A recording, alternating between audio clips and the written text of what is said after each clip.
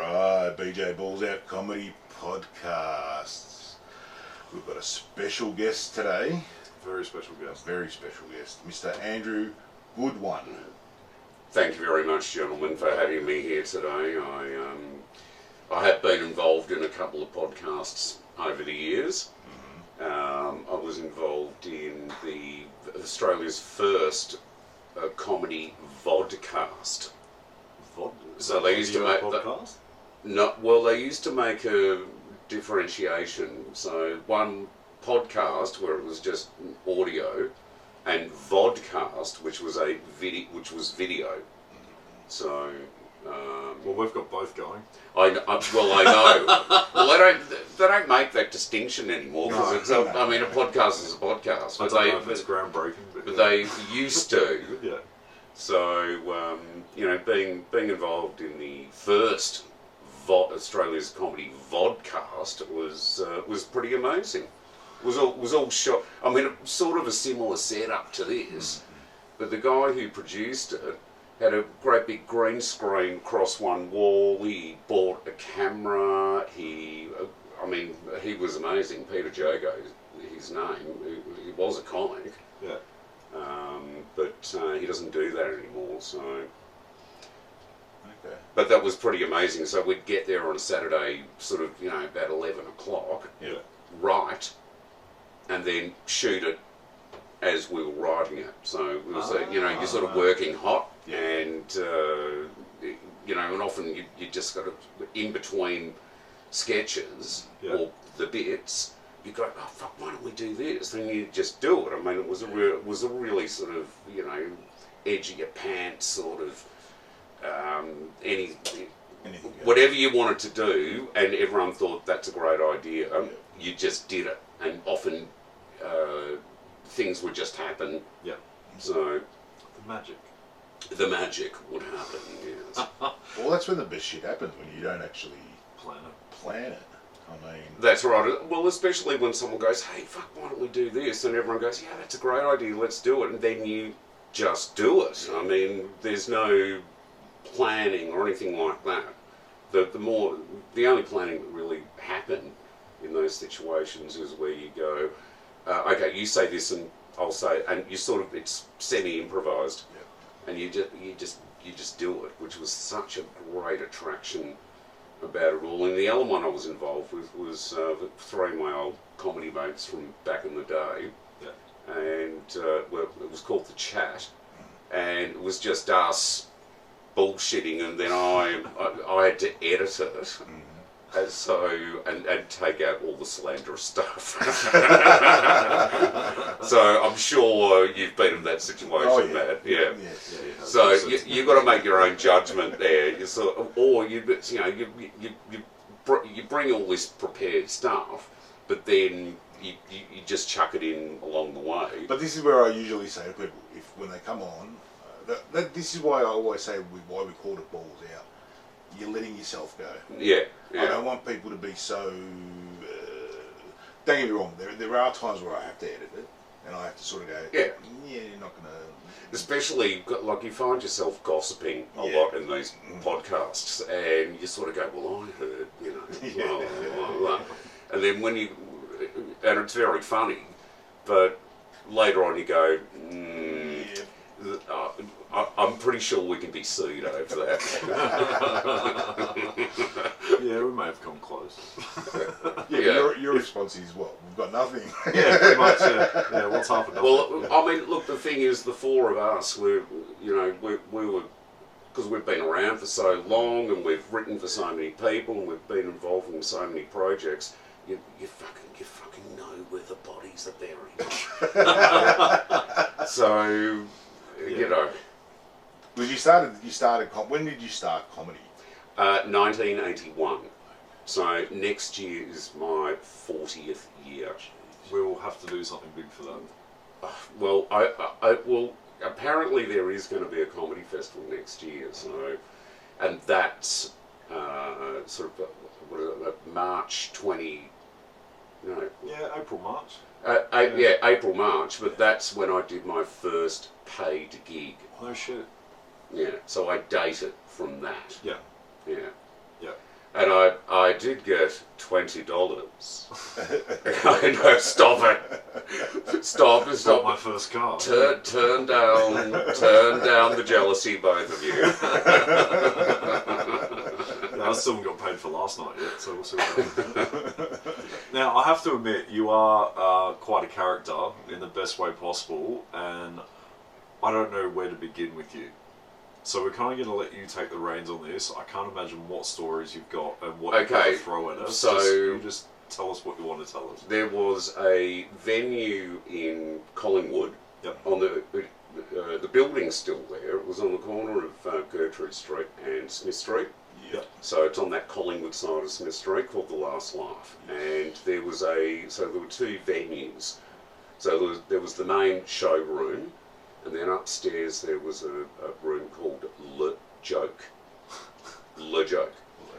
So, and they started doing open mic nights there, and my older sister went to it and said, you've got to do this.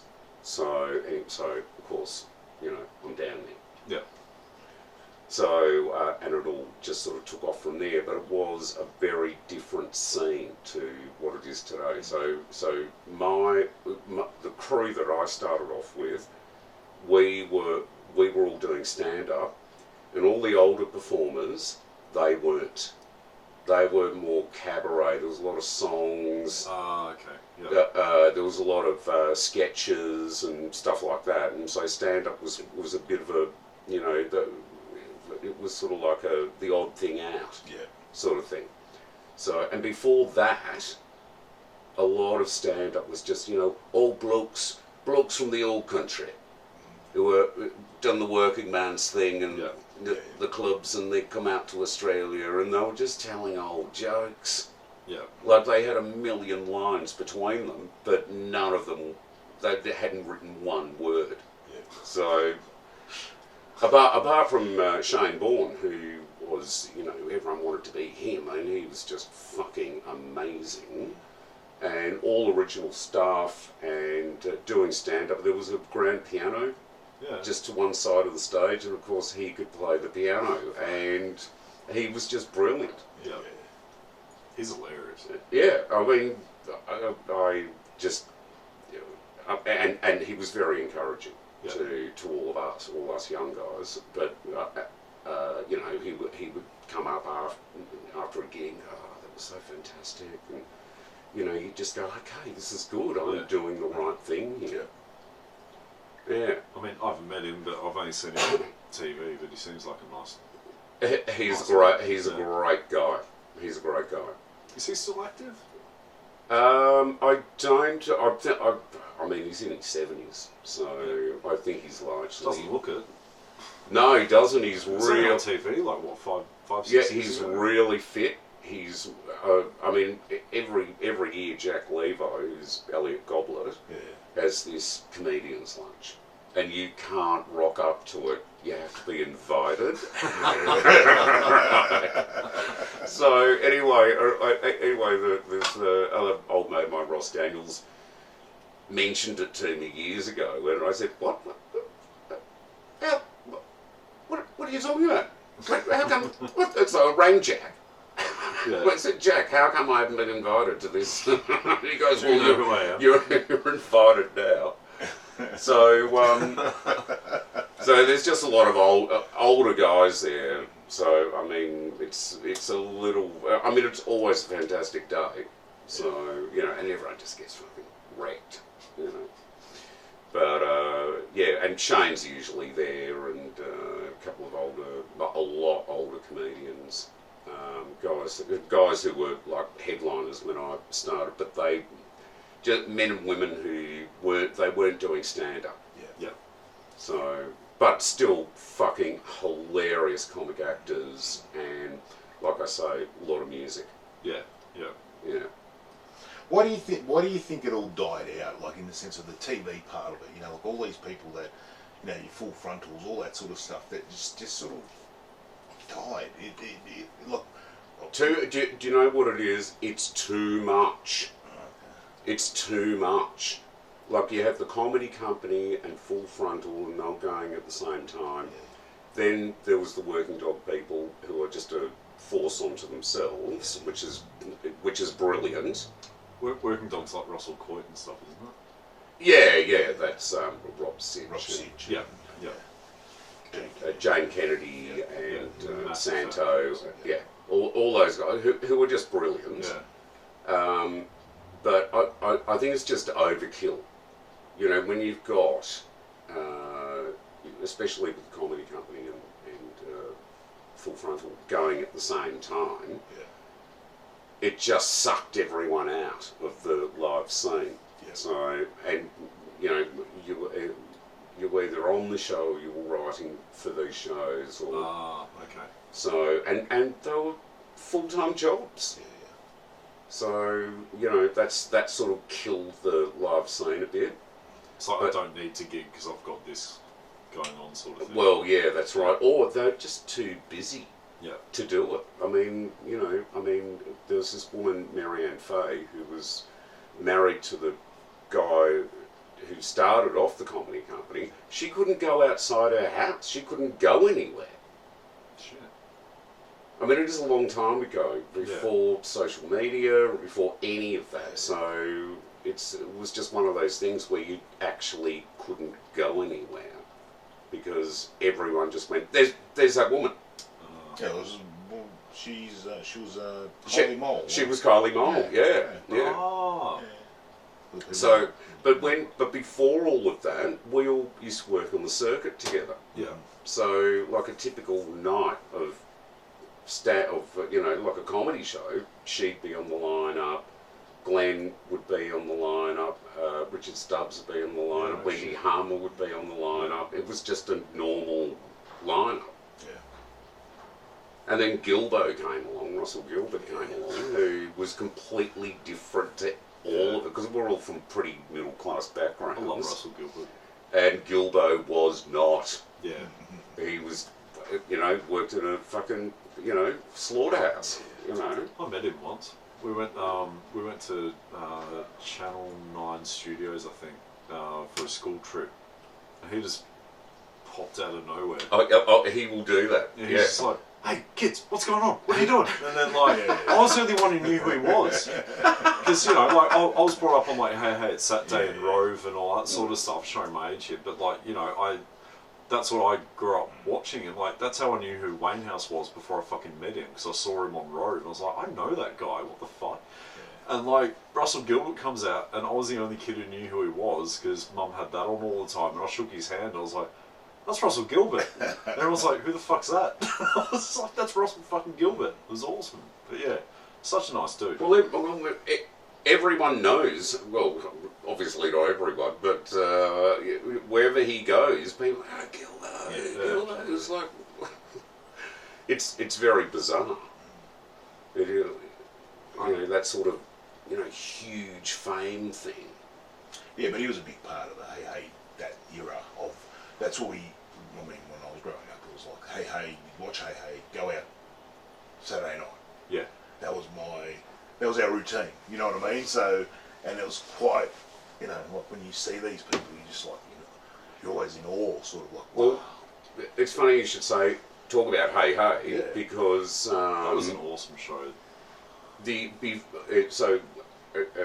Just because I know a lot about this, the very early days of Australian comedy in the 70s, and when I say 70s I mean the 1870s, the precursor to vaudeville starting, so the first Australian comedian who could pull a crowd in Melbourne and Sydney was a guy called Charlie Fanning. And so he was around the 1870s, but before that, there was this huge worldwide phenomenon called minstrels, where people would black up, sing the old, spiritual songs from the South and all this sort of gear. Can't do that anymore. Yeah. No, you cannot. And there's a very good reason why, because it's based in racism. Because even if you were black, minstrels are out. You still had to black up, lest a white person in the audience be offended there was an actual darkie on stage. So even black people had to black up. Yeah. Fuck. So anyway, but in Australia, it was all white people. Yes. So, but he was part of one of these minstrel troupes, and the way it worked was, and this is very similar to Hey Hey It's Saturday, not the blacking up, but what would happen is they'd all be sitting in a semicircle, and at the apex of the semicircle there was a person called Mr Interlocutor. They were always called Mr Interlocutor, and in Australia there were a couple of women that did this, but worldwide, no women did it. Okay. So Mr Interlocutor would be there trying to, okay, we're acting like the MC and we're going to sing this song now and blah, blah, blah. But down the end of each side of the arch, the semicircle, they were the comedians. Ah. So, and they were always called Mr Bones and Mr Tambo. And one of them had a drum, and another guy had the tambourine. And they were always fucking around with the MC. Always fucking around. So there was this constant humorous tension going on. And that's where this guy came from. He was only 22 when he was doing this. Is this where came from? Exactly, man. Fucking hell. This is where the ba-dum-tsh comes from. Alright, this is a lesson in comedy, everyone. Minstrels are out and that's where it comes from. So I don't know if you're allowed to do that. That's exactly where it comes from. Holy shit. So then minstralism was around for decades before all of that. But then he sort of got sick of doing that, and then the very early days of vaudeville started. Yeah. And then this American couple come to Australia, and their shtick was giant puppets. Giant marionette puppets, like human size and bigger, which they would operate, and they'd also be in these suits which had extended arms and stuff like that. Sounds creepy. Well, there's a couple of photos of them which I've seen. Yeah. It's fucking up. This huge production. Anyway, they're Americans, and this the wife of the couple, Georgie DeVoe, they meet each other on the circuit, and when it comes time for them to go back to America, she turns around to her husband and goes, "I'm staying with this guy." Yeah. And it was this huge controversy, and then she and he would write all of their stuff. So really early pioneer, and then some pioneers, and then suddenly vaudeville started, and just like today, there was this huge international circuit of people going all around the world doing shows. Yeah. And when I say huge, it was so enormous. And guess where their first port of call was in Australia? Sydney, Melbourne, Hobart. Really? Yeah. Wow. Hobart. Which seems weird. Yeah, but would have been guaranteed a crowd because there'd be fuck all to do there. Well, if you're coming down from Europe, down Africa, the west coast of Africa, and then you hit the Roaring Forties, you can either come back up into Asia or you go to Hobart. So that would be the first port of call. And then you'd go on to Melbourne and Sydney. Okay. Yeah. You wouldn't stop in Adelaide. Or Perth. No, I shouldn't say that. I might want to get in Perth one day. So, how did you get inspiration for your material, like growing up in comedy? Like, who did you look up to, and where'd you pull it from? Well, when I was 15, I was introduced to Derek and Clive. Yeah. Peter Cook and Dudley Moore doing those incredible albums, which you could buy here, and then they got banned. Really? And then after a while, you could buy them again, then they got banned again, and then they lifted the ban and you could just buy them again. But we somehow my old brother got copies of them. Yeah. And oh my god, I just remember sitting in my bedroom with the record. We just got us. We heard about this shit playing it. There were a few of our mates there, some of my mates, some of his mates, and just weeping. It was pretty amazing. Yeah. So there were all those early comedy shows that mainly British. I mean, Goodies. Yeah. I mean, just that bizarre fuckness of the Goodies, you know. Yeah. That's good. And the Goons. I mean, they're still playing the Goons on Sunday morning on ABC. So you know, some shit is timeless. It's pretty cool. What about like modern comics? Is there anyone you see on like your Netflix or YouTube or something like that? Dave Chappelle. Yeah. Dave Chappelle, absolutely. I mean, a lot of them just leave. I just sort of go, nah, you're no good. But he's got a real edge to him. So you know, because he left his show, he gave it all up and came back. So. What did you think of? I don't know if you guys saw it on YouTube that he basically came out that Unforgiven. Have you seen that? A mate sent that to me, but it was like 12 o'clock at night. And so basically, he was talking about the Chappelle Show, and then how he left the Chappelle Show, and now how Netflix has bought the Chappelle Show. Oh. But because of him, because he's got to deal with them, they turned around and said they've asked him.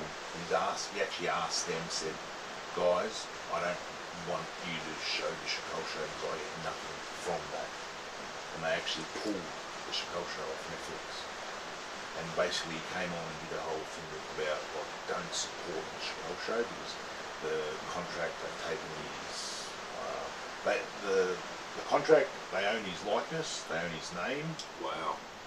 He can't do shit in that sense. Wow. So he's so pissed off and he said the only way I can get any of this back or make any money on it, if you guys, which on videos, you guys, the audience, don't watch it. Oh shit. And if you guys are believing comedy, believing me, and believe in what I do, forget about it. Wow. So, yeah. And it was like 19 minutes. Really? Yeah. 19 minutes. That wasn't good though. So, Brain's getting crazy. so yeah, that was quite interesting.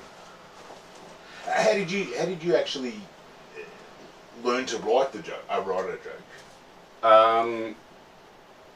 don't know, man. I just knew how to do it. Yeah. I mean, I think natural talent. I think anyone who says I can teach you how to be funny is just conning you. I mean, there are some people who, like for instance, Peter Crofts. There's a guy called Peter Crofts who's still running a what he calls a humorversity, but he does not claim that. I mean, he is a comic himself. I mean, he was like a headliner act in the 60s. Yeah. And this is a bizarre thing about him. When he was at the height of his fame, he used to shave half his face. What? He shaved half his face, so that way, not that way, that way. So he's head as well. no, not his head, but just he grew a beard on one side and shaved the other. But he was living in the but he'd have to get round like that during the day. Oh fuck that. But he was living in the Cross at the time, where Bizarre, wasn't it? yeah, but it was like, hey, there's Peter. Yeah. How do you pick up like that? I don't know, but you know what, man? So I can only pick up when I've got facial hair. If I shave, I'm full baby size. And no one's interested. Like, I don't know how I'd go with a halfie. Wow. So is he the guy who runs Hard Knocks? No, that's something else. Yeah. That's two other people. Yeah. Okay. Yeah. This guy does stuff online. He only does it online now. But what he does, he doesn't claim that he's going to make you funny. Yeah. He said, I can direct you. Yeah. So, and that is a legitimate thing. Yeah. But anyone who says, yes, I can make you into a comedian, no. It's never going to work. You're either born with it or you're not. Yeah. And that's the way I look at it. That's why I mean, if someone's really good that I see, I will always tell them that was fucking outstanding and you're doing the right thing. And you know what? Often that's enough. That's all you need. I mean, that's all I needed. Yeah. Was just some older people, some older experienced men and women who said, "You're doing really well. That was great. I really laughed." And that's often all you need. Yeah, just that push. Yeah, well, it's not even a push. It's just it's just an affirmation. When you're young, when you're a young person, I don't know. Some people have got the guts to go, "What did you think?" But I didn't back then. So, but people would just go, "That was really good." Yeah. So you sort of go, "Okay, I am doing the right thing. I'm doing it the right way." Or back then, people used to go, "Hey, you know that thing you do? Why don't you do it this way?" You know, and because after gigs, we'd all go, because Melbourne shut down. Like the day. But that place I was telling you about before, Le Joke, where I started, that had a 3 a.m. licence, which there was like a handful of places in Melbourne that had a 3 a.m. licence, because where it was, corner of Smith Street and Gertrude Street, that was a bad area, and there was still like industry around there. Yeah. So in amongst all the old workers' cottages, which were basically just slums, really, there were factories and shit like that. So that's how they got that 3 a.m. licence. No shit. But we always did hang out there. Yeah. And then either go off to the Peel, the gay pub around the corner, or we'd just go back to someone's house. Yeah. So, and then be out all night, sleep during the day, and then go and do your gigs, because we're all making a living out of it. Oh, that'd be so good. It was fucking amazing. What do you think's changed? So you come from the time where there was no social media, and I don't mean this in a bad way. This is what it like. There's no social media. There's no like, follow me on Instagram or whatever after a show. Word of mouth. Yeah, word of mouth, which still is the best advertising. Yeah. I mean, sure. I mean, today you have to do social media. It's a really important thing to do. But word of mouth, fuck, you can't pay for that. You can't get that. You can't buy word of mouth.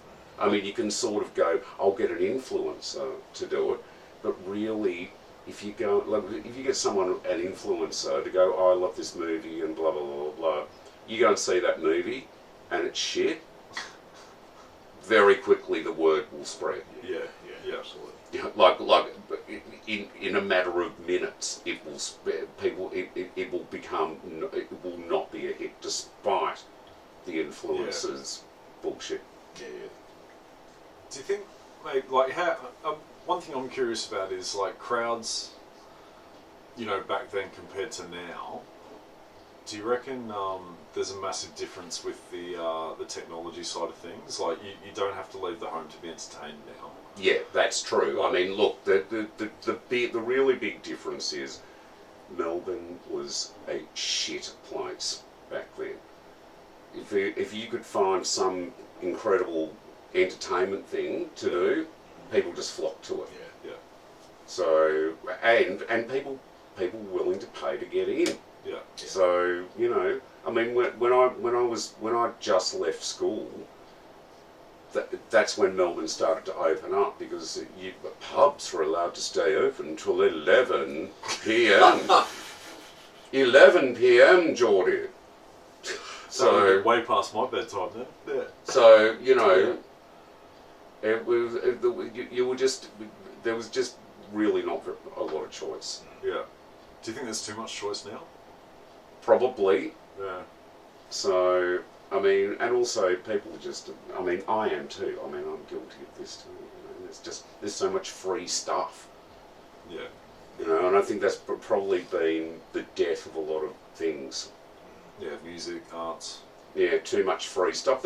That's why big international musical acts charge so much money for a ticket to their live show, because they're not making any money out of recordings. Yeah, yeah. I mean, you still got to release stuff, but they're not really making any money out of it.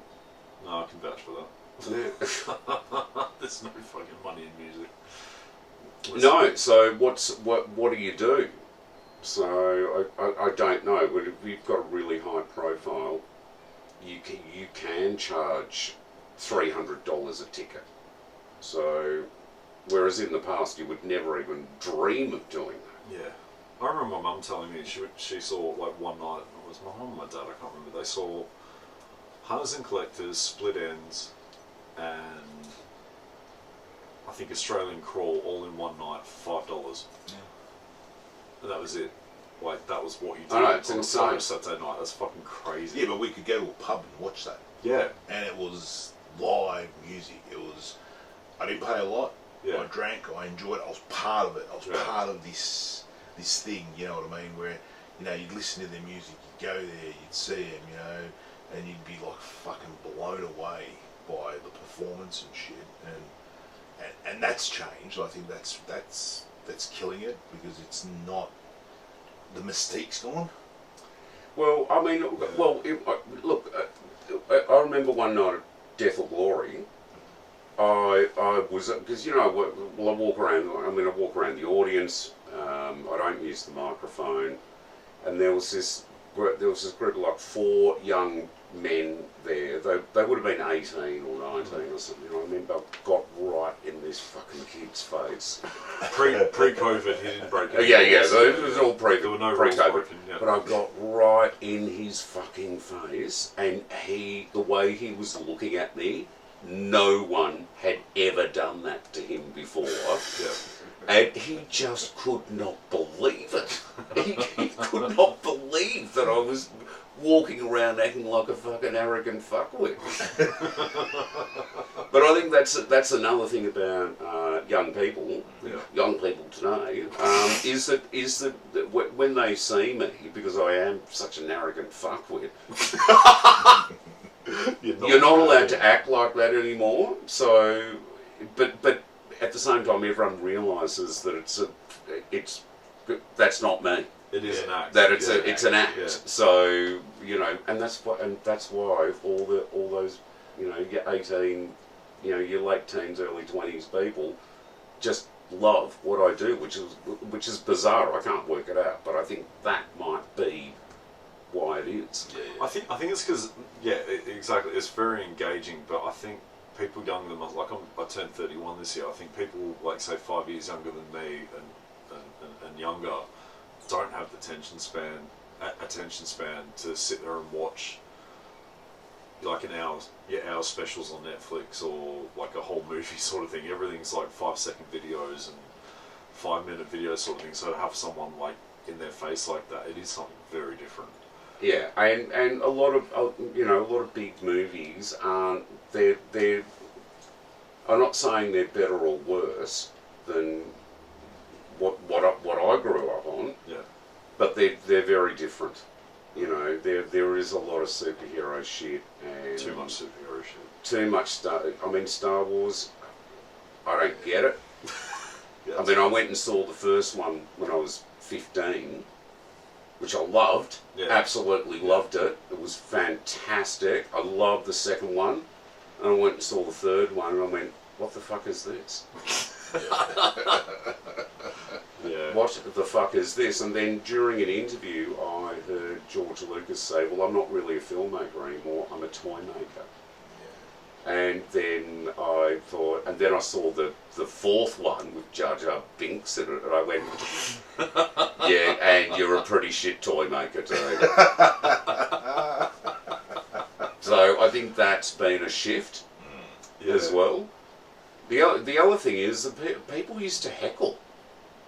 People don't heckle anymore. Oh, they do. You got to find the right. Not the way they used to. Oh, okay, fair. Fuck it hell. Oh, you clearly haven't done Werribee then. It gets when Werribee's back up and was it Werribee Plaza? I can't remember. When Werribee's back up and running, I'll get you on the bill there. Please, fucking. you know used to work in this strip show, and I was the MC of the strip show. I did that too. It was fucking awful. Fucking hell! But this was like 1983. So you saw a bit more hair than I did. Not really. But this was a lunchtime businessman show. Oh wow. It's fancy. It wasn't. They weren't businessmen. Jeez. But have you ever heard the saying organised crime? Everyone's heard that saying. Well, Yeah. this was run by disorganised crime. And anyway, so the way I got that job was, this guy asked me to do some comedy at a mud wrestling night down at Werribee Town Hall, I think it was. It was in Werribee. It's a huge place, and there was about 600 men, no women, 600 men, and everyone's going, oh,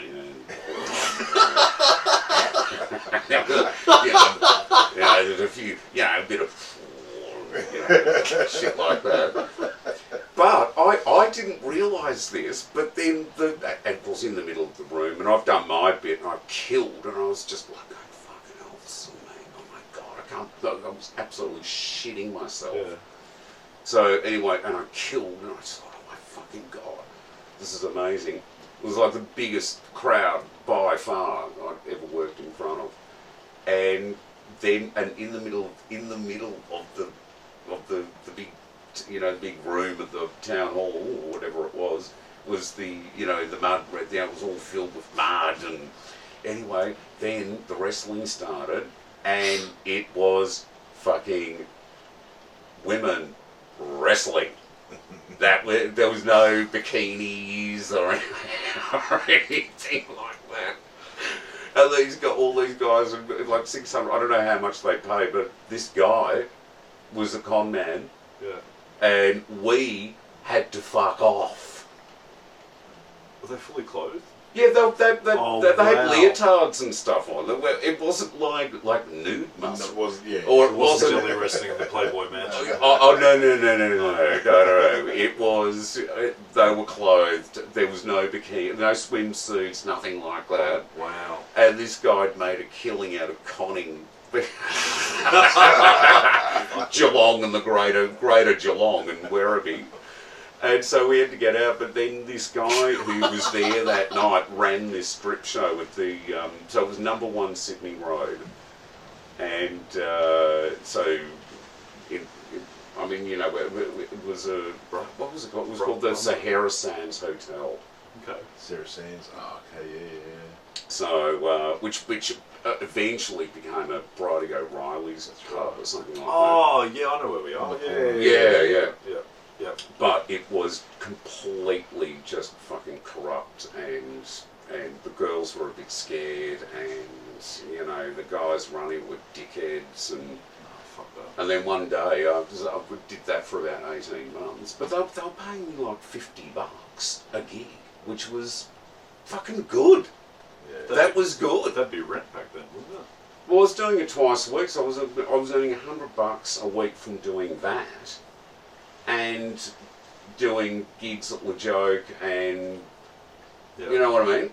So that was good. But anyway, those women loved me because instead of going, hey guys, here's a bit of twat for you, and shit, fucking hell, I used to go, here's the mysterious. I really bunged the voice on, and Yeah. the sensual. So anyway, they loved me. Didn't stick to it. Very Yeah, good. and in the end, I was doing, smoking joints in the Charlie. Yeah. smoking joints and doing speed and shit like that in the toilets with the girls. It was bloody ridiculous. But and plus the barman, he said first time I met him, he said, I know what comedians like, and he gave me a fucking beer, and he just kept. I mean, this is like a midday. This is midday, just getting totally fucking out of it, and God damn. Different time. And then eventually I go in there one day, and I go backstage, just walk in, go backstage, and this fucking enormous man just grabs me from behind by the shoulders. And I go, fuck, then I turn around and I said, he said, who the fuck are you? And I said, who the fuck are you? Anyway, I said, look, I work here on the MC. And he goes, not anymore. He said, you come with me.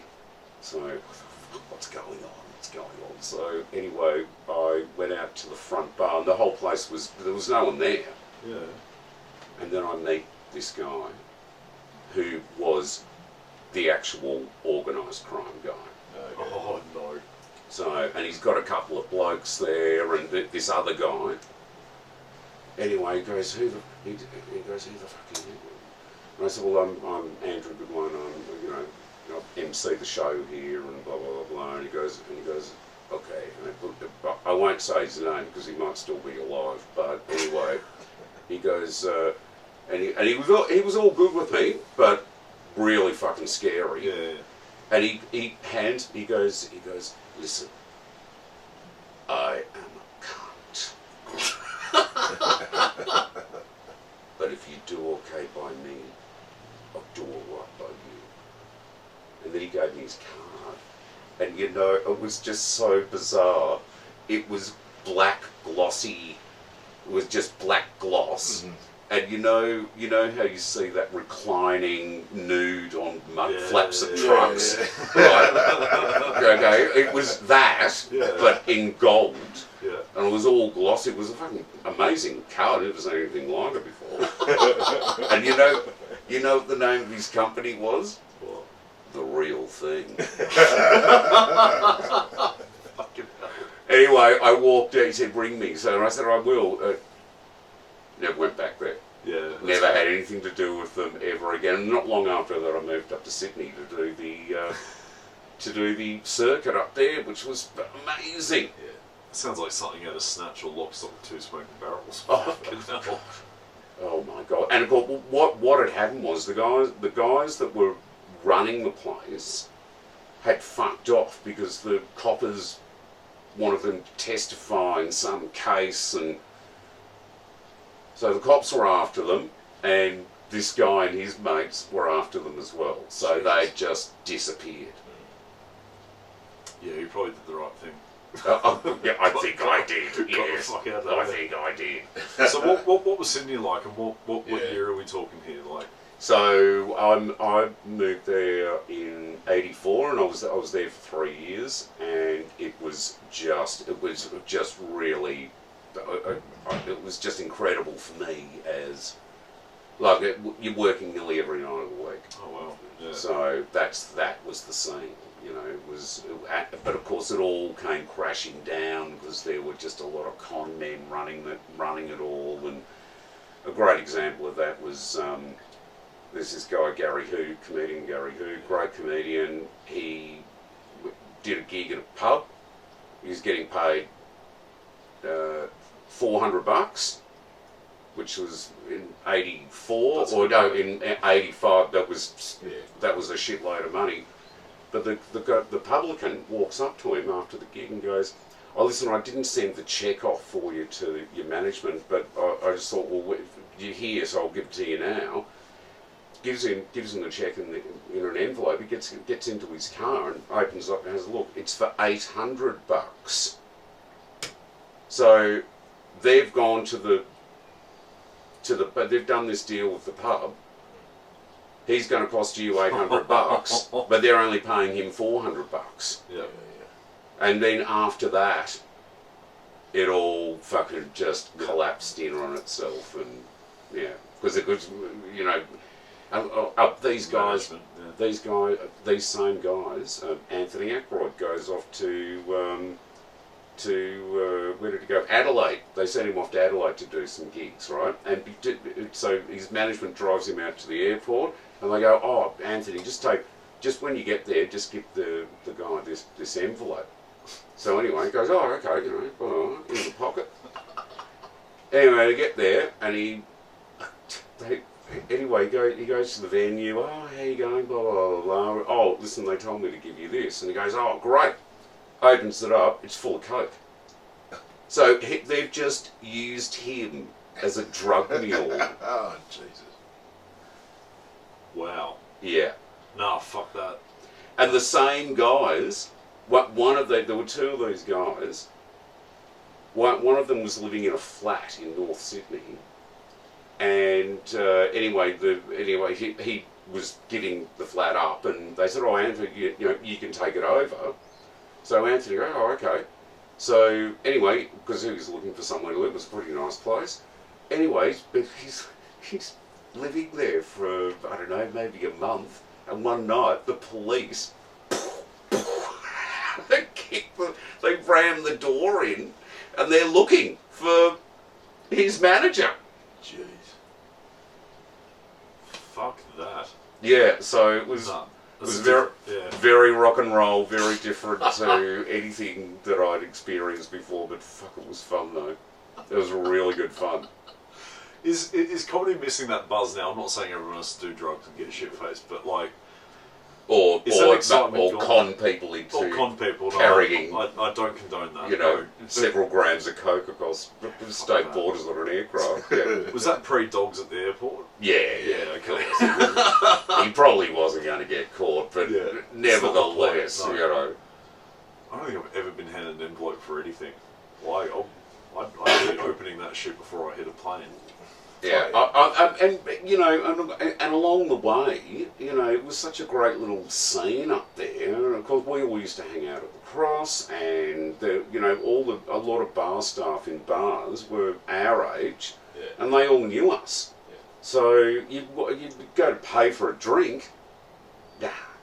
Yeah, don't worry about it. So and you could get away with that shit back then, but you couldn't today because everything's audited and blah blah blah. But you know, sometimes management still goes, yeah, take it, because the people at Big Mouth used to give me free drinks, not for the whole afternoon. But, you know, they go, don't worry about it. Yeah. So you know, you sort of go, well, that's good. But back then, fucking hell. I think it might take a while for that to come back. Like, you know, everyone's struggling with COVID. Getting money back. Absolutely. Over, I mean, stuff, but you know. It is, but it's also the venue. The venue's got to... If you're going to get somebody in there that's going to draw a crowd, look after them. I'm going to look after them. Yeah, Yeah. you I don't got care what anybody says. you got to look after them. Yeah. You know, they're So- drawing the crowd, so I'm going to make my money on that. So Yeah. for me to lose a couple $100 for them drinking or their group drinking or whatever, yeah, I'll take that hit. Yeah. May I just have another little Yeah, of course. shotty poo? Only because he called it that. You want a beer too? No, mate. I've got to drive. But I think I'm okay if I just have Yeah, you'll be fine. a little snifter. After what you've told us, I think you'll be fine. Cheers, mate. That's good. Thank you. No worries. Now, I'm dying to ask this question. Yeah, It's a staple question of the podcast. yeah. What has been your worst experience on stage? For example, a bomb. Yeah, worst bomb. And how'd you bounce back from it? Oh, boy. Worst experience. What was the night that you were just like, oh, fuck this, I don't have it? Oh. The Mentone Hotel, which is now being turned into apartments, but it's a beautiful old building, and there was a fucking theatre out the back of it, like an Art Deco theatre. Oh, wow. It's absolutely beautiful. Anyway, I'm down there one night, and the crowd just fucking hated me. What sort of material doing? What were you Oh, going chanting, fuck off. Chanting. Jesus.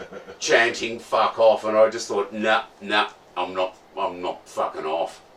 You know, I didn't say that. I just thought, nah, fuck. I'm being paid to do this amount of time. I'm going to fucking do it. I didn't say that. It was all in my head, and I just thought, nah, whatever, you bunch of idiots. But then, but I was emceeing the show, Oh, so right. I couldn't. Anyway, there was a break, and anyway, I was just sitting down, and I just feel this sort of thing just go, like, it didn't touch my ear, but I felt the breeze of it. someone had chucked a fucking full pot of beer at me and it just missed my fucking head. Fucking hell. So anyway, I said to the manager, right, either them or me. It's either them, fuck them off, or I'm going. Yeah. And they wouldn't fuck them off, so I left. Didn't Wow. get paid, did nothing, and it's like, this is fucked, I don't want to do this anymore. Fucking hate this. So how'd you bounce back from that? Just go to an old favourite room, or? You just go, yeah. I can't even remember what I did.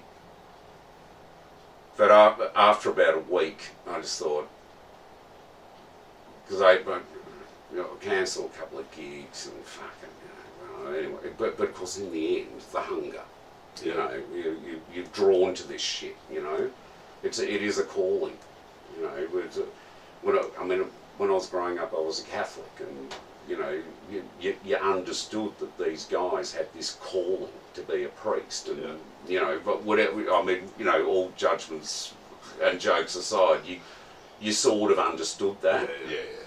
Or why a woman becomes a nun. Yeah. You know.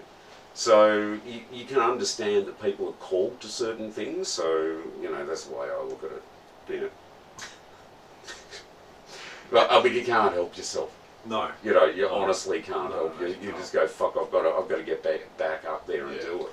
Even if you feel like you're gonna eat shit, you just still want to do it, and like test the splashback of it, and just see what happens. Yeah. It's very addictive. Do you get nervous? Not anymore. No. Not anymore. I just run to it now. Yeah. Because I mean, what I do now is pretty new. So the story is my wife died a couple of years ago, and after that I thought, well, what the fuck am I going to do? You know, am I going to? Because I had a big enforced break from comedy, and I thought, well, what the fuck am I going to do? I mean, I'm in my late 50s. You know, I'm not going to do what some of my other old mates and still try to act young, which is just pathetic. So then I thought, well, you know what? I'm going to be a lot older than what I am. I'm just going to be this really old comic, but like this old washed-up comic who doesn't. I mean, I don't act old. Yeah. But I act like an old theatre queen who's done everything, and I know, you know, back in my day, sort of thing. And I love young people. They were amazing, but fuck their shit. You know, shit like that. And it's just like, I fucking love doing it, you know. I've just found this whole new, it's very re-energised enthusiasm for it, so, yeah. I mean, look, what can I say? You know, if you write a whole new act and it's working, you're going to want to do it all the time because people can feel that enthusiasm. Whereas we all know people, they haven't changed their act for a long fucking time. And sometimes when you see them, they're just going through the paces. You know, and they don't get that they're not getting that energy back that they used to because they just don't have the enthusiasm for the material anymore. Yeah, you get that feeling like they just showed up because they were on the bill, not they showed up to. Yeah, and also they're getting paid, you know, which is a big incentive to turn up, of course. But I'm not sure if the bloke I'm thinking of gets paid, but we fucking doesn't. We all know people who are in that position. So, you know, and some of my old mates have just, you know, they've just given up, and I just can't fucking understand that. I really can't. I just sort of go. Maybe it's also the fear of will they get me now? I think that's a big part. As you get older, you think, will they get me? Yeah. I think that's a part of it that we all. You know, I don't know. I mean, I started comedy late, so I'm 47. So I've come in late, but I don't give a fuck. I don't think that matters. I really don't think that matters. There's a few art forms where it doesn't matter. Yeah. No. But you do get worried because you sometimes get to a gig and you look at the audience, like you said. You still try to make it relatable. So either you sort of, you know, whatever the case may be, whatever you talk about, but you try to make it as relatable as possible and make them feel comfortable, which makes you feel comfortable, which works both ways. But I think as you get older, you still do think, oh shit, am I going to hit this? Am I going to really? Am I going to be? Well, I mean, look, when I was, you know, just getting this whole new stage persona together. Yeah. So I went to the Exford one night, and it just happened that all the really good young ones were there that night, and That was a good room when that was running. yeah, Yeah. all the really good young ones were there, and I just thought, and it was fucking stupid. I shouldn't have done it, but I was just sitting there going, fucking hell. Yeah. I've got to really pull something out of my ass. I mean, I shouldn't have thought that way, but I fucking did, and just gave them all a fucking masterclass on how to do it, and then ever since then, that one night was when that whole persona crystallised, and you know, I haven't looked back since then, and I've never thought that again. Yep. When you got the young bright ones in, you sort of go, well, I'm not even worried about this. Yeah. But it is weird going on after an 18-year-old. It is weird. Like, you sort of go, you could be my grandchild. Yeah. Yeah. It's a bit weird, but it's all good, you know. But I don't know. For me, it's more, you know, you like to listen to somebody with a bit of experience. Well, that's true. I mean? do understand that, but I think if you're just being a clown, I think if you're just fucking around. I mean, that's where I've sort of come back full circle in a sense that I just want to fuck around and be stupid and just be, you know, just be outrageously stupid, you know. I think if you're going to go down the political path, which I've done before, you've got to be prepared to die in the arse, because a lot of Australians don't. They know who the Prime Minister is, and that's about it. Yeah. So I'm definitely one of them. But I mean, the other thing is, you're talking to people who probably voted for it. Yeah. You know. I mean, that's the weird thing. That is the weird thing. Before, when Jeff Kennett got elected Premier of Victoria, I did this gig out at Ringwood of this, this big regular gig that used to happen out there. Anyone up there hanging shit on Kennett, boo, boo. And I'm going, fucking Jesus. And then after the gig, this group of young Christians come up and start fucking attacking me. And I'm going, hey, you know what? I was up there, you didn't say one fucking word. You just didn't say one fucking word, and now don't hide behind. Anyway, it was not good. It was not good. And then about a year later, just before the election where he got chucked down, I did another gig out there. Fucking creamed it. They loved all the Kennett stuff, and I just thought, he's gonna fucking lose in a landslide, which he did. And so my girlfriend at the time was very political as well. Not a comedian, but very funny person. And so she's at her place and I'm at my place, and we're both watching the election, right? And then he's fucking out. He's fucking getting chucked out. And anyway, so we've rung each other and we're going, oh God, this is fucking amazing, this is fucking amazing. And so when she goes, I'm coming around. She comes around and we just had amazing fucking political sex. It was incredible. Which had never happened to me before. I'd never had political sex, you know, where you're fucking and going, yeah, fuck him, yeah. Yeah, you're right. I've never mentioned another dude's name while I'm fucking. Correct. Yeah. Thank you, Jeffrey Kennett. Yeah, fuck you, Kennett. Fuck you, Kennett. God, you're gorgeous. Especially never thought of ScoMo while doing it. No. Fucking hell. Yeah, I mean, that was pretty bizarre. But anyway, but great though. Have you ever dated a comic?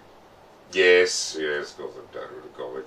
Is it a bit tricky, like bouncing ideas off them and? Well, I had a girlfriend who was she wasn't a stand-up comic. She was a comic actor. Okay. and she was in the comedy company. Yeah. So, but then when all that dried up and, you know, that sort of, you know, she wasn't getting any work and I was, you know, going, and that, you know, I was getting a lot of writing jobs then and stuff like that, and it just wasn't good. It wasn't good. The whole, Yeah, one. that whole, yeah, it was like, I don't know if it's jealousy, it's just like, well, my career's going nowhere, but yours just keeps going, Yeah. you know. So, yeah. Yeah, that's not good. So who did you write for back in the day? So I've got this, I've written for quite a few people, but like individually, but I can't say anything about that. But I got a fantastic job in the writers' room on Steve Vizard's Tonight Show, which was I mean that show was on 5 nights a week. That was a full-time job. You had to go in every day and write shit. So the way that would work is the head writer would go, okay, what's in the news? Yeah. So we would all read the newspapers, magazines, no internet back then. So you had to do it all yourself, and then you would present and then you'd write stuff, so all individually, and then at the morning meeting you would present what you thought would make a good thing. Yeah. And then whatever most of us, you know, it was a majority thing, is that a good idea? Yep, so I went up on the board. And then the head writer would assign pairs to each idea. To expand it. To expand on it and all that sort of gear. Which was just amazing. I mean, my main writing partner was this guy, John Herrivan, who was just amazingly brilliant. So, and we would often work together. Yeah. That would be cool. Is that like full, like, you know, like 12-hour day sort of thing, or? No, it was like an 8-hour day. Yeah. So, but then they brought this thing in called duty writer, where one or two of us would have to stay the whole fucking day and do the show as well.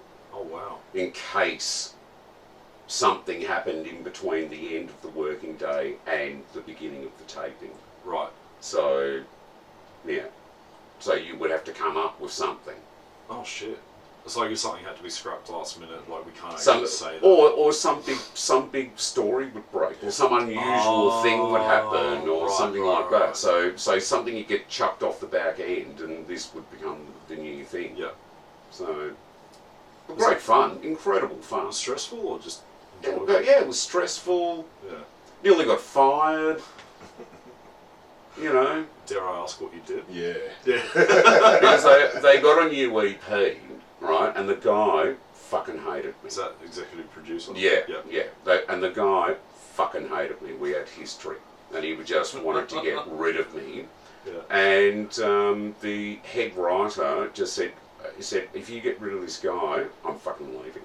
Oh, wow. So, and he went to Vizard and said, he's trying to get rid of Andy. If he goes, I'm going. Wow. So it was this huge fucking thing. And then I wrote this fucking amazing thing, which got one of the biggest laughs he ever got on that show. Yeah. It was, they were reissuing all of the Enid Blyton books at the time. You know. I'm not familiar with that, sorry. Okay, so I can barely read. Right, so Enid Blyton wrote all these children's books. Okay. The main ones were the Famous Five, and they were from the 40s and 50s and stuff. But I read them as a kid. So back then, everyone knew about the Famous Five. Yep. So it was the rejected titles. So there was this list of the rejected titles that they weren't going to reissue. Yeah. So. And of course they were all bullshit. So you can imagine these were quite proper English children from the 40s and 50s. So so some of them was the Famous Five are condescending towards an Indian gentleman, shit like that, and that's what really saved my job. And then after that, I got to write his fucking monologue for him. Oh wow. So Did you write Stubby's monologue? yeah. So Stubbsy did. Well, I already knew Stubbsy. So, but they got him in to do the Friday night show. So, and he was just fantastic to work with. He would actually sit in the writers' room, Oh. whereas Vizard didn't, because he even though he was a great guy to work with, he also had this business empire going as well. So he would not often come into the writers' room, even though he was very popular with us. That's nuts. Because Stubbs used to have breakfast show on Gold, didn't he? Nah, Triple M. Triple M. Yeah. So there was a group of us that used to write for him Yeah. as well, and we did a lot of sketches. Yeah. Very rarely with him, but it was just like stuff they'd chuck on. And like one was the Fleet Road, a really good series of ads for War magazine. So it was like a stand-up zoo. You remember those magazines, like the lads. That wasn't really porn, but yeah, it was. It was better than waiting for the dial-up to download a picture of someone. Yeah. I remember. So no, so there was Zoo, and what was the other one? There was two of them at the same Ralph. time. Ralph, yeah. I spend a lot of pocket money on them. Yeah. Again, So not really porn. They were ads for this like a competitor magazine. Yeah. War for me. But how'd you get pulled into it? Like, as in, they asked us to do it. So had they seen you on the scene or something like that, or it was just... I was around before Stubbsy, so he arrived on the scene not long after I started. So we used to gig a lot together and all that sort of gear. So we had a good respect thing going. So and he was very, very funny. Yeah, still is. I saw him. It escapes me. Wasn't a winery gig, but it was like a sort of peninsula sort of thing. Okay. Yeah, I didn't know it was on, and I was coming back from somewhere and dropped in. It was fucking hilarious. Oh, that's nuts. Do you reckon? Because like I said before, I grew up like watching Grove on TV, and I was too young to go out. But do you think like TV now isn't as important as it was then? Because very few people. People don't watch. Look, people are still watching TV, but they're just not watching live to air TV. I mean, if you look at the number, I used to review TV for a radio show. Vizard had a radio show. I used to review TV for that, and you always get the ratings, but the breakdown ratings, which aren't really available to people. So it's like a 10-minute by 10-minute thing. Wow. So, and the time that I was there, this is like 10 years ago. So I was there for 2 years. You could just see it falling and falling and falling and falling, because people were buying box sets of DVDs, which was a very short-lived thing, but people still did it. And the internet was really taking off and all that sort of stuff. And sometimes we'd have people in from, people who were high up in networks, and I would always say to them, "What are your figures for downloading?" "Oh, I don't know, that's not important." And I would always say to them, "Yes, it is." Yeah. Like, we had this one guy in from Channel 7 one day, and I said, "So why isn't the grand final going to be broadcast in high definition?" "Oh, yes, it is." "It's not." "Yes, it is." "It's not. You've got an HD channel and you're not broadcasting it on high definition." And there are so many people out there who've gone out and bought high definition televisions, and they'll be watching it in standard definition. He had no fucking idea what I was talking about. Wow. So you've got to say to yourself, if you didn't know that, this is one reason why people just aren't. For instance, if you can get 1 million viewers for a show now, which no one does, apart from grand finals and big sporting events, no one gets 1 million viewers anymore. Really? Even stuff like maybe The Bachelor, that might have hit 1 million, but stuff like The Bachelorette, Farmer Wants a Wife, blah blah blah, they nationwide, they don't get 1 million viewers. Wow. Even those shows that are on in the mornings, like The Sunrise and the other one, they would not even get 200,000 people nationwide. Holy shit! How are they still going then? Who the fuck knows, mate? Is it advertising or like? Well, it would be advertising, but maybe the networks think we need that, Right.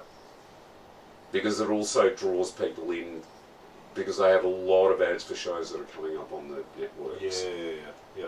So, and a lot of it is infomercial. Yeah. So that's how they're paying for it. Fuck that. Did you ever do an infomercial? No. Oh. I draw the line somewhere. No, you although never I flogged a guarantee. vacuum cleaner or anything? Or No, but you know what? That voice would be I'll tell you incredible what, for in a 10 vacuum years' cleaner. time, Yeah. I'll be on the shopping channel flogging a vacuum cleaner. It's better than a yabby pump. Yes. That'd be amazing. Well, That'd be so good. you sort of look at those things and you go, it would, over the years I've come around to thinking maybe that would be fun. I think it'd be fun, but I think it'd be incredibly stressful, because if no one bought that product, why the fuck would they get me back to... Yeah, well, Yeah. there's That all. reminds me of R&B Fridays when I went to go see that. It was like Fake Tan and Daddy Issues had a soundtrack that was that and that fucking horn going off.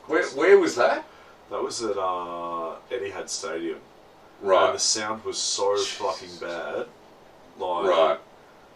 yeah. So, That nightclub at Etihad Stadium. no. Or was it? Etihad Stadium. Etihad Stadium itself. So I've seen Kiss there, I've seen Metallica there, I've seen Slipknot there, all incredible sound. I was like meter the camera away from Paul Stanley of Kiss one night. Fucking amazing. Went to R&B Fridays, was sitting up in the... Please don't. I have flashbacks when I hear that fucking noise, right? It's got. I've got to say, man, it's a fucking incredibly annoying sound. Yeah, but it is. yeah. I can tell someone's Listen, IQ are you on radio as soon as they make that fucking noise on radio. I know you're trying to desensitise us to it. Please stop. Yeah, you're getting some Clockwork Orange shit happening here if I keep playing it. But no, I was probably, so I would have been 27, 28 when that show came to town, and there was been, I'm not big on R&B, but I like a few songs, and it came Yeah, Friday, of course. that sort of shit, and they had like Boys to Men, Usher, all this sort of shit, and then you had all these people just, I was one of the oldest people there, and I was 27.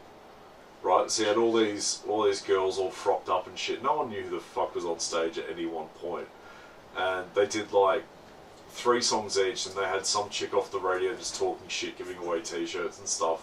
But the sound was so bad. Like, when you drive past someone and they've got like the beats blaring in their car, and all you can hear is like number plate rattling and all that sort of shit. That's what it sounded like.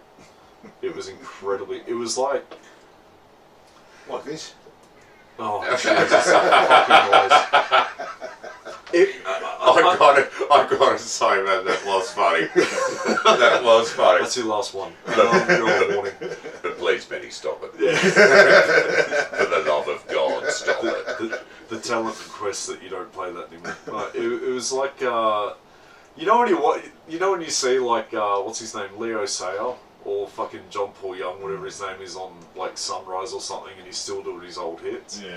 It's like, what are you doing? It was like that.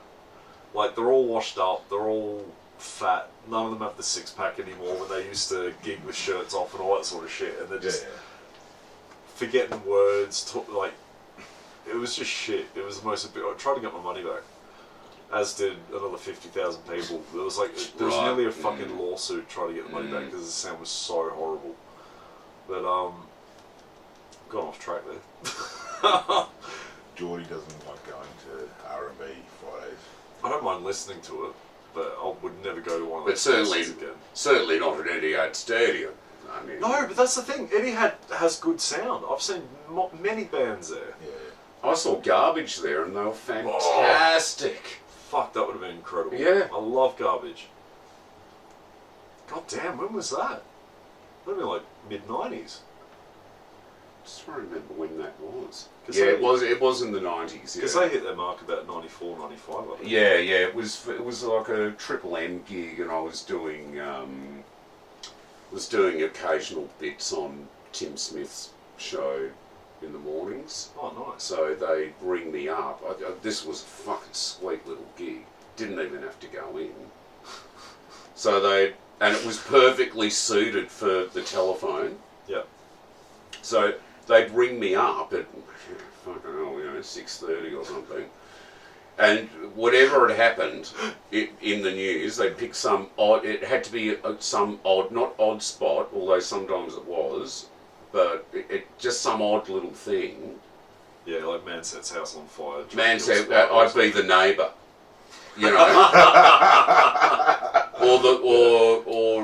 when John Travolta came to Melbourne in his restored Qantas jet, you know, they go, what can you do? Do something about that. So I'd have to think of something, like 10 minutes to think about it.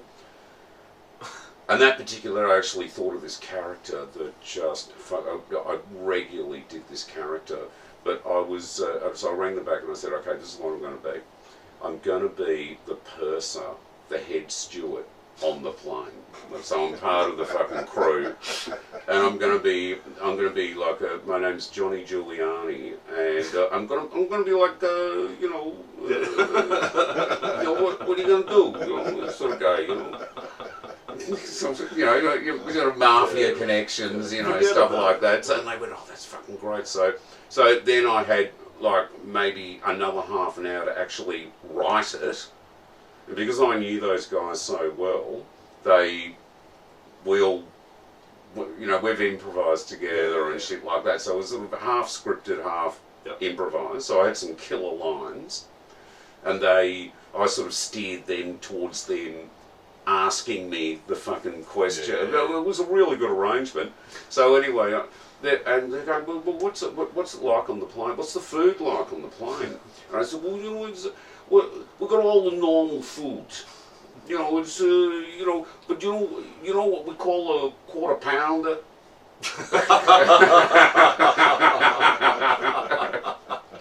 Very good. You know what we call a quarter pounder on the plane, on the jet? What do you call it? We call that faggot food. You have a medium rare steak or nothing. And I used to swear my head off because at the time they started playing a lot of movies on TV like Blue Velvet, where they are just saying motherfucker every second line. Oh yeah. And but when they showed it on TV, suddenly it was a melon freaker. Do you know what I mean? So I started saying all of that, all the terms they used to cover up, and it's still synced up, sort of thing. Yeah. And so I would just, cleanly, just for the cleanly radio friendly swear, and I would just string it together so well.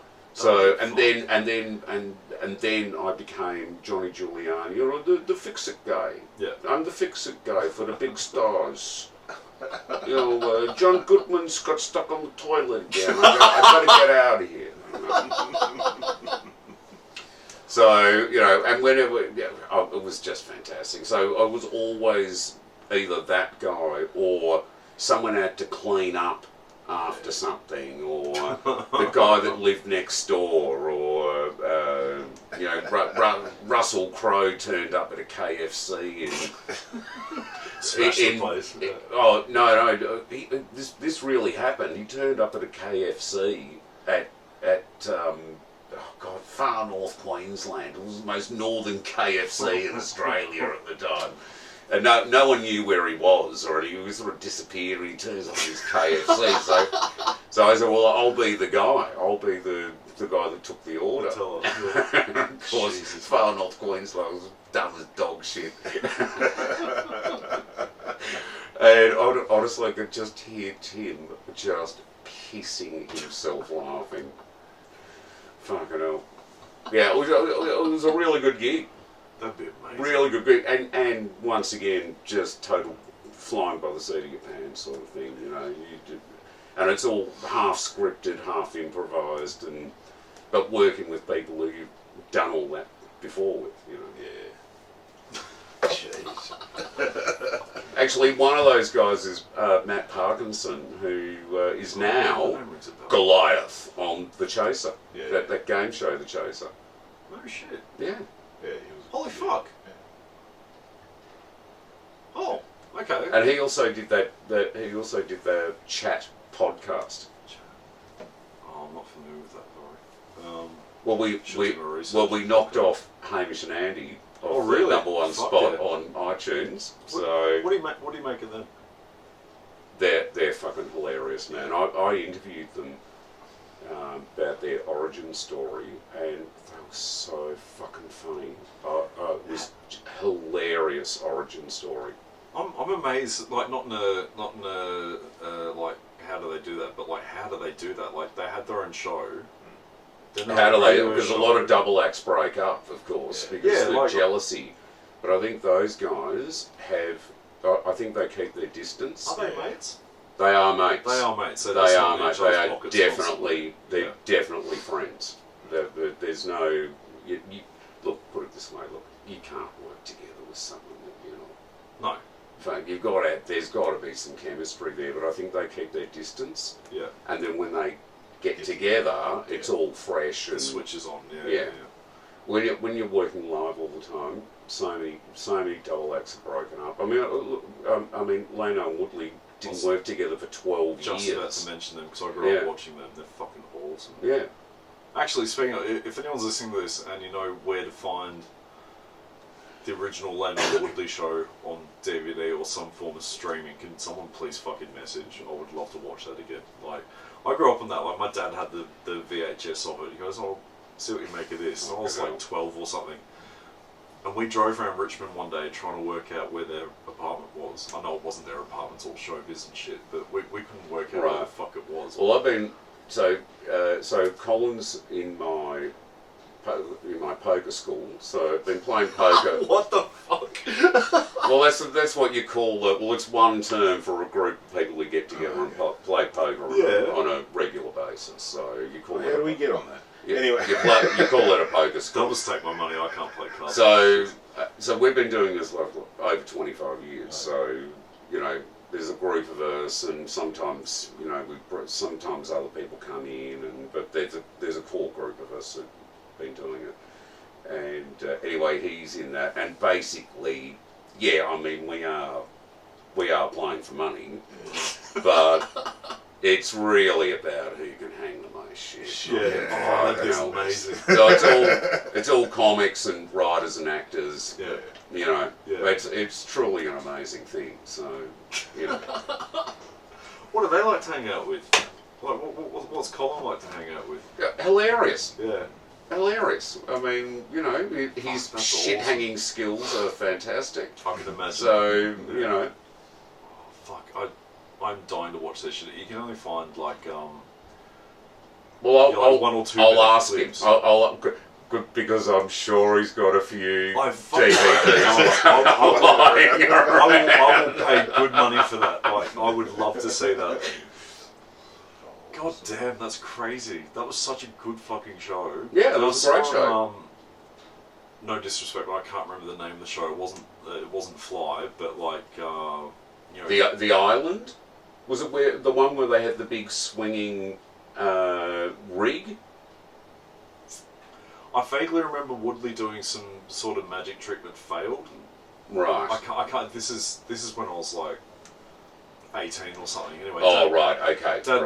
Dad came up from Tassie and he's like, "Leno Woodley's on." I'm like, "Fuck!" And I'm thinking they're going to be like doing their show like from the TV show and doing it, but it was completely different. It was fucking amazing. Well, there used to be 3 of them. So they were, before they were Leno and Woodley, there was 3 of them, and they were called the Found Objects, and they were just what a name! I know. They were just really fucking hilarious and funny, and just as brilliant. Yeah. But I think the other guy, Scott. I think they started a family and they got an opportunity to move to either far North Queensland or Darwin or something like that for work, and they weren't this big fucking thing. So you got to make a choice, and So anyway, it was all good. But they didn't break up because of ill feeling or anything like that. It was just life, So what are you going to do? There's two of you. You still want to keep going. Bang. That's. But they split up at a certain point, or they took an extended 12-year break from performing together. Yeah, because you'd see Leno or Woodley on like Rove or the project. I fucking hate the project, but like they'd be on the project, but never together. They only just started doing that recently. And The Fly was the oh my god, that was recent one. So fantastic. I didn't get a chance to see it, unfortunately. Fucking hell. I mean, I can't even describe it. But if you've seen the show, the particular bit of the show that has a fly in it, where Frank's being a fly, is so. It's just so wondrously funny. I love those guys. Did you guys ever watch the show? Yeah. The Ultimate Warrior, where he puts Woodley through like these fucking tasks, and like the fucking Easter one was the best, with like the Easter bunny gets his head cut off by the fucking helicopter. Oh, right, yes, yeah, I do remember that. Yeah. The best bit was Frank gives Leno a big fucking hamper of Cadbury eggs, and then you go, oh, you got me that, and then like this is verbatim obviously because I was fucking 12 or whatever, but like he goes in the kitchen and comes back with one singular little fucking egg. He goes, there you go, Frank. And then so the whole day he's just like unwraps it, and then by the end he's got fucking tweezers and he's just Please, if anyone has access to a DVD, I will learn technology and I'll burn it somehow. I don't know. I just need to see it again. It's so fucking good. I mean, look, just talking about those guys, that's what the scene used to be like when I first started. There were a lot of double acts. There were a lot of people just doing bizarre shit. Yeah. And there were these two guys, Los Trios Rindacus, and they won the Perrier Award at Edinburgh. Oh, wow. And I think that was like 1982. And they were absolutely brilliant, those guys. They were as good as anything today. Yeah. And actually, I think Neil Gladman directed them. Got a funny feeling that Neil did actually direct Leno and Woodley after Found Objects. Well, not broke up. That's the wrong word to say, but when it dissolved. Yeah. When Frank and Cole went on to be Leno and Woodley, they got one of those guys to direct them. Yeah. So how did that show? Like, do you know like much about the ins and outs? Like, how did it happen? Like, they were just doing their thing on stage, and someone's like, "You need a show." Is that how it worked then? Like, I think what happened was, well, they just became huge live. Yeah. And it was such a juggernaut. You can't ignore it. Yeah. You and of course, so when the comedy festival started, so there were quite a few years there where it just wasn't what it is today. Yeah. But it started to get bigger and bigger and bigger, and so did they. Yeah. So, and then eventually it became this big TV thing, and then that's what led on to them, because they just became so popular, and they're amazing. I mean, if I was honestly, and of course along the way you get management, with management you get an in with producers, all this sort of thing. So it's like a symbiotic relationship, and next thing you know, do you want to do a show? have you got any ideas? Can you give us a submission, a concept for a show that you would do? Yeah. So What a fucking show. and their show was them living together and Yeah. just being total fucking idiots. You know? I need to see it again. It was so good. Whereas today it's so much harder. I mean, your only outlet now for that sort of thing is ABC. None of the commercial networks will take you on, and maybe you'll get a special on Netflix. I mean, I know Auntie Donna just got a thing, Yeah. but they are great. I mean, they're sort of an extension of all of that. So there I is haven't got round to that yet. maybe it's all going to take off again in a different way. Yeah. Do you reckon there might be a relapse like with vinyl? Like you got young kids now collecting the shit out of vinyl, whether they can play it or not. But do you reckon that sort of do you reckon we'll see another Leno Woodley, definitely. Yeah, Lionel Woodley, but Look, the thing is, we're at our end of where we are. It's all stand up. Yeah. And yeah, sure, there's some great stand-ups there, but no one's doing sketches. I mean, I know people do sketch shows for the festival, but they don't do it throughout the year. Not many people are doing great musical stuff anymore. So, I mean, there are people doing it, but not the way it used to be. So, I think it's become pretty homogenous in that it's just a lot of people just trying to do the stand-up thing. Anyone who's different is immediately noticeable.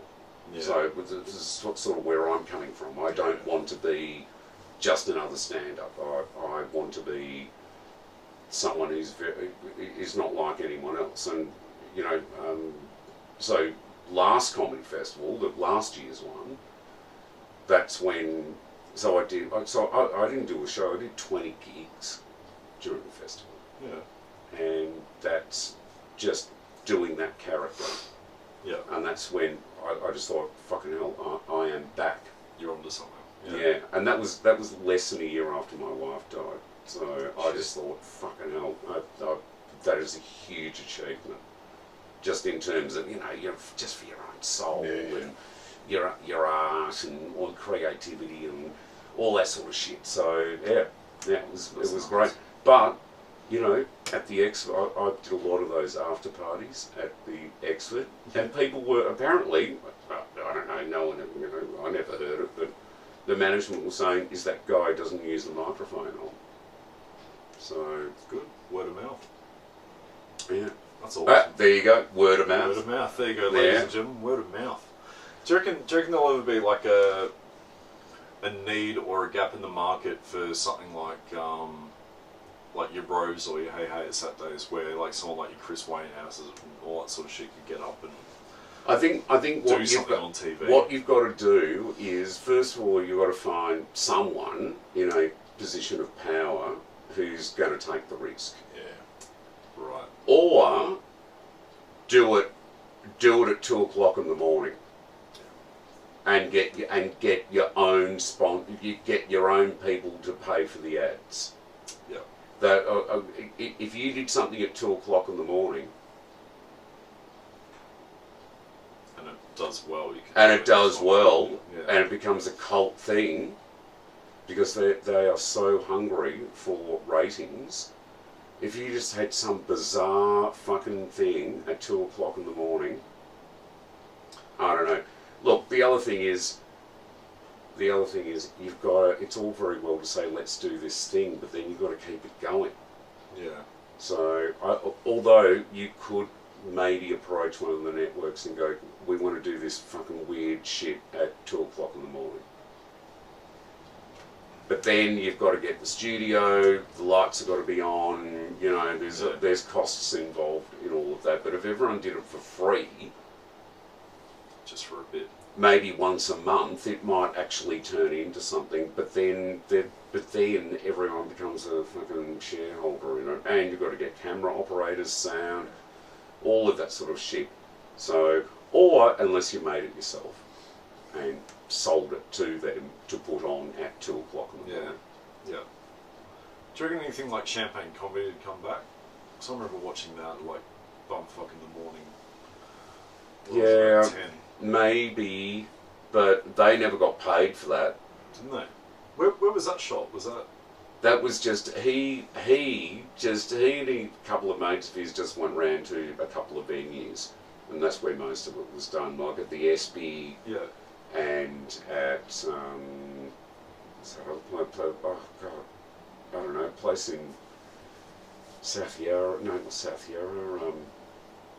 Oh god, I can't remember. I can't even remember where it was. So I didn't understand what was going on, but I thought it was cool seeing comedy on TV. yeah.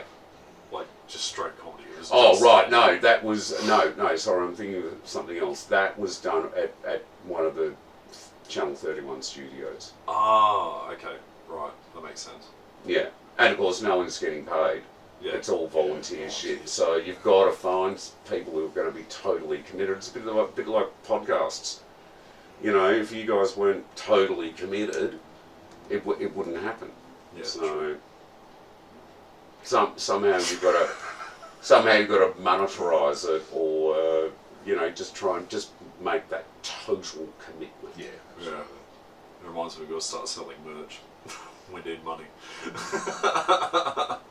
Well, we got some merch done the other day. Perhaps you could put my face on a mug. Radio. I know a really good My place. mug on a mug. That would be It'd be a good one. fantastic. Yeah, very good. That'd be awesome. Where can we see you next? Yes. I've got absolutely no idea. Well, you're always welcome at Death or Glory. That's probably not coming back Well- until January, February. Well, I love Death or Glory. I think it's the room itself is just perfect for comedy And nitpicking. Yeah. and nitpicking, Whinging nitpicking. whinging nitpickers. But every time I've been there, it's been great. So It's always been good to have you on. No. Well, look, I'll say this for the record now. If something happens with if Comedy Fest next year, or in a month, whatever, the next year comes back and it's all online, as it seems it might be. Yeah. Death or Glory won't be, so we will celebrate your 40th. Okay. Beautiful. I don't give a fuck what night it is. We will make it happen. Okay. There is All right. Well, that would be pretty good. There is no fucking way you are spending your 40th on a Zoom gig over my dead bodies. No. And you know what? I've tried doing the Zoom thing. For me, it doesn't work. No, because No. you'd have to hold the fucking camera in front of you, like oh look at that, like yeah, Can we fuck have that. mud wrestling? Yeah, we can do mud wrestling. Yeah. But yeah, yeah. I'll sort that Oh out. my fucking god! But I mean, honestly, man, every time I've ever been down that side of the bay, you know what I mean? Like, it's just fucking amazing that really did happen. I honestly cannot believe that I did that. Look, I was talking to Rachel Berger because she worked in a strip show. Yeah. No, okay. At one of those seedy little. I think there's only one of them left in the city, but there were a few of them at one stage. Oh, there'd be kittens. It was one of those cinemas, one of those underground cinemas. Oh, Club X. Yeah, like a Club Yeah, X, but yeah, it was called something else. Wasn't that one that's in Elizabeth Street? It was.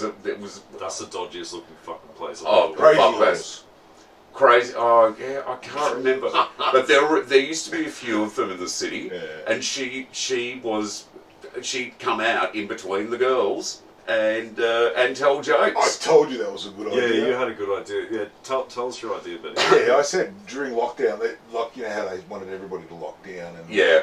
I said, why don't we build like the Shaft Cinema, have a comedian in the Shaft middle.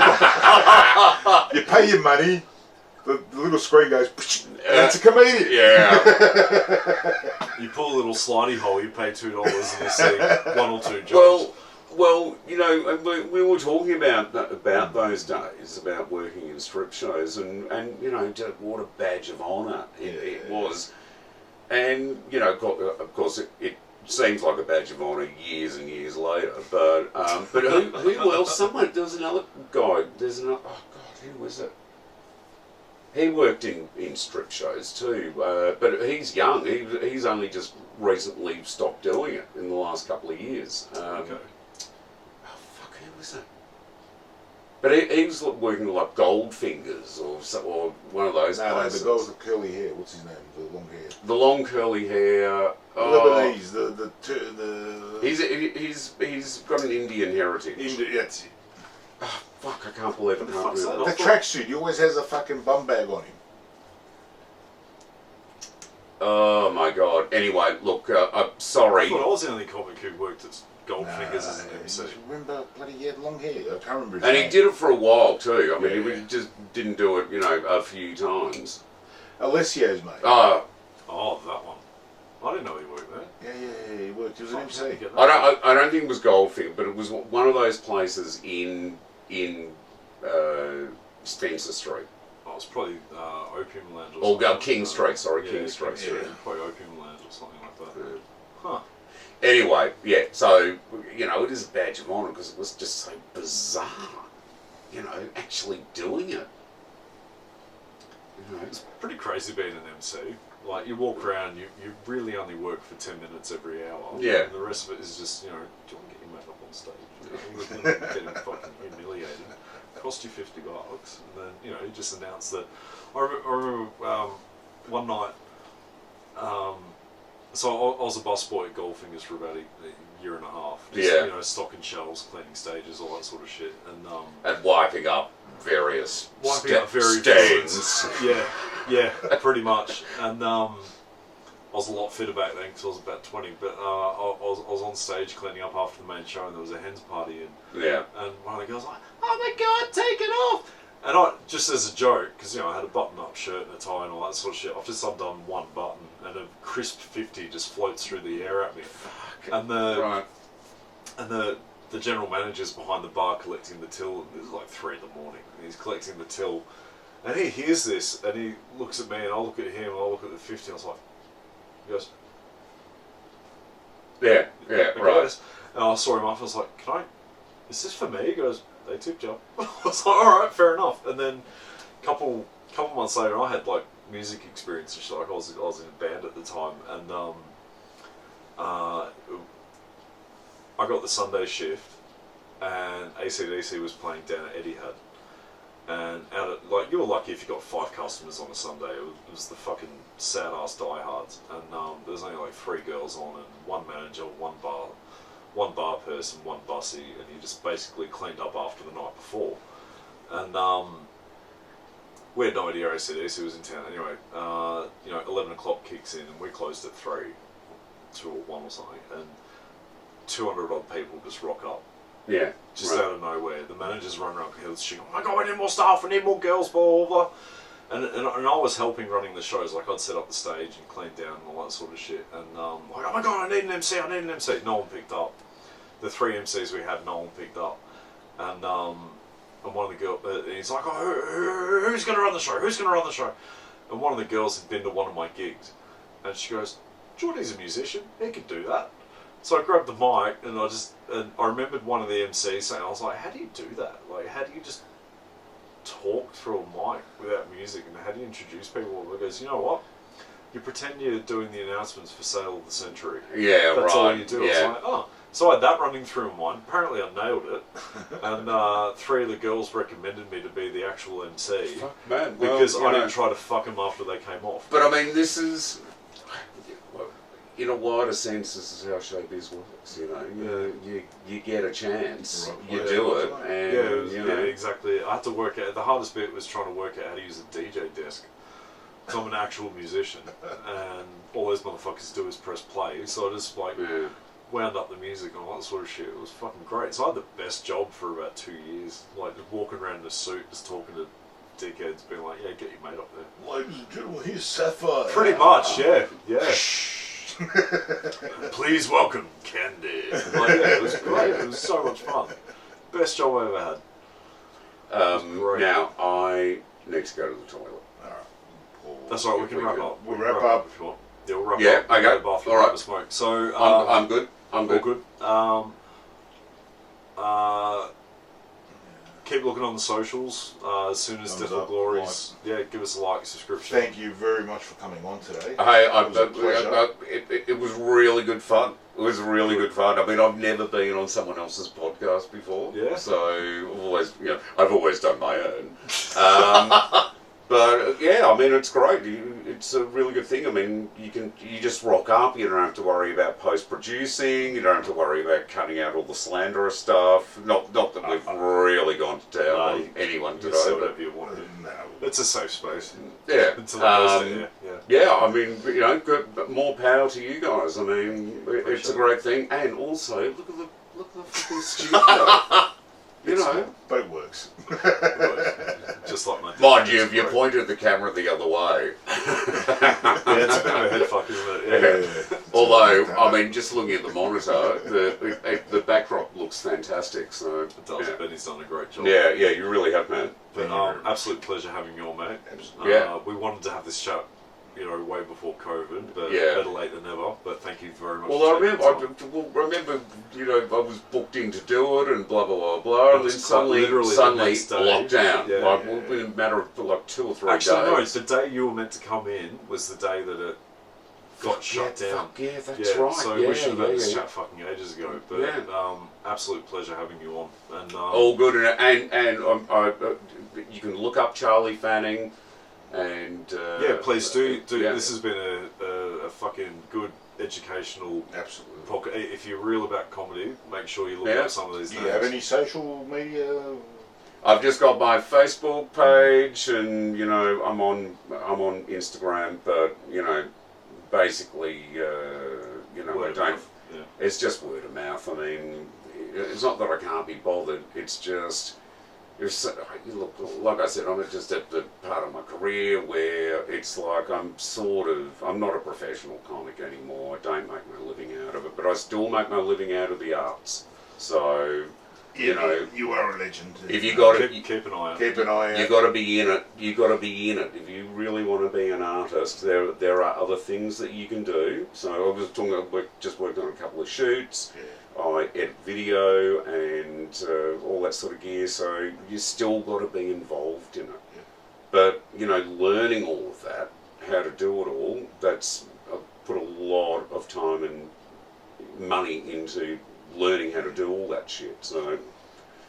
But it does pay off. I mean, look, if you're really serious about it, performing is just one part of it. Yeah, that's Like you, man. I mean, look at this. I mean, that's a big investment to make all your kit. So, if you want to do it, and you got to be, like you said, you got to be part of it. You got to try. You got to, give it a go. I say it to everybody: give it a crack. Do it if you love it. yeah. And like you were talking about the comedians before, in the sense of when they're doing the same routine over and over, it's like, well, People, eventually, the audience is going to hear it in your voice that you're just going through the motions. You've got to keep doing new stuff. absolutely. Or otherwise, they're going to hear that lack of enthusiasm in your voice. Yeah. And, it's just a fucking disaster after that. Well, on that note, thank Yeah. you very much. Talking about Other disasters. disasters. Thank you very much. On that upward enthusiasm message to everyone out there. But seriously, guys, if you get a chance, check him out. He's fucking brilliant. It's an I don't experience. care. Thank you. He's Thank you. awesome to watch. Andrew Goodone, thank you, sir, for being on today. Much appreciated.